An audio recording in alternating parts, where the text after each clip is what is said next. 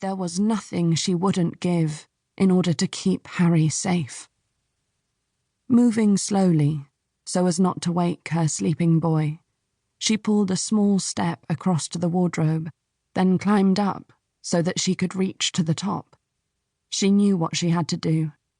From the hiding place behind the hat boxes, her fingers found the cool metal of the Klinkosh box, and slowly she pulled it forward. It was heavier than she remembered as she lifted it from the edge, but still just as beautiful. The detailing was marvelous, the filigree around the edges, the cherubs on the side. Stepping down, she held it close to her chest, thinking of the moment when she first saw it, and of Benoit's face when he handed it over. "I took it because I loved you," she whispered to herself, remembering what Benoit used to say to her. "But I must hand it over, because now I love Harry so much more." The decision was made. She would take it to them, give them what they wanted. But as she took one last look at Harry resting safely in his cot, an unexpected thought came to her. What if the return of the box wasn't enough? What if they wanted revenge for its theft in the first place? Perhaps handing it over would no longer be enough to keep her and Harry safe. What if they hurt her, leaving Harry alone? Or worse still, hurt Harry? It was an unbearable conundrum. Unwilling to risk his safety, she set the box down on the side, moved to the cot, and scooped Harry up. Sitting down in the corner of the room, she held her son close to her chest when he started to whimper. A tear streaked across her cheek, unable to see a way out of the mess. "It's okay. There, my precious boy." Bouncing him against her chest, she realized that she was stuck. Keeping the box put her at risk, but so did handing it over. "Mummy will find a way to keep you safe," she whispered, even though she had no clue how she might be able to do that. "I'll never let them hurt you." And then, kissing his head, she made her son a promise that she had no idea how she would be able to keep.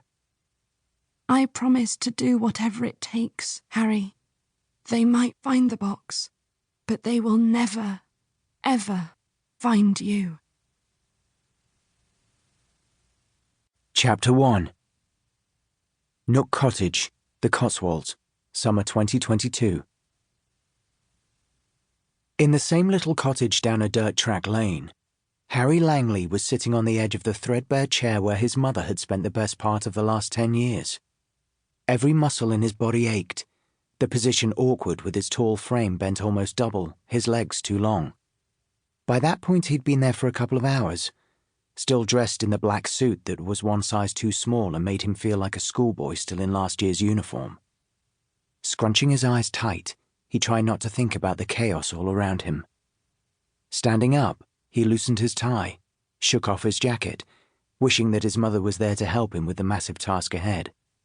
But she wasn't, and he was alone, because they had buried her ashes at 3 p.m. that afternoon. With the last of the day's sunlight glinting from the mirror that hung on the chimney breast, Harry glanced around at the rest of the mess. Nothing about what he saw was new to him because he had been living within it for the last 10 years. But still it came as a shock. His mother's collection extended around the circumference of the room, the door to the hallway frozen somewhere within it, leaving just a small passage through which he could walk to the front door. Just as bacteria colonized an agar plate, the volume of possessions multiplied into the kitchen and up the stairs. A lifetime of hoarding staking its claim on every available surface. It had claimed the walls, the carpet, and in places even the ceiling. And now, following his mother's death, it was his job to try to sort it out so that the house could be sold. He didn't know where or how to begin. "Come on," he said to himself. Private thoughts verbalized as had become customary. Without his own voice, the silence would have been suffocating. "We're going to have to do this eventually."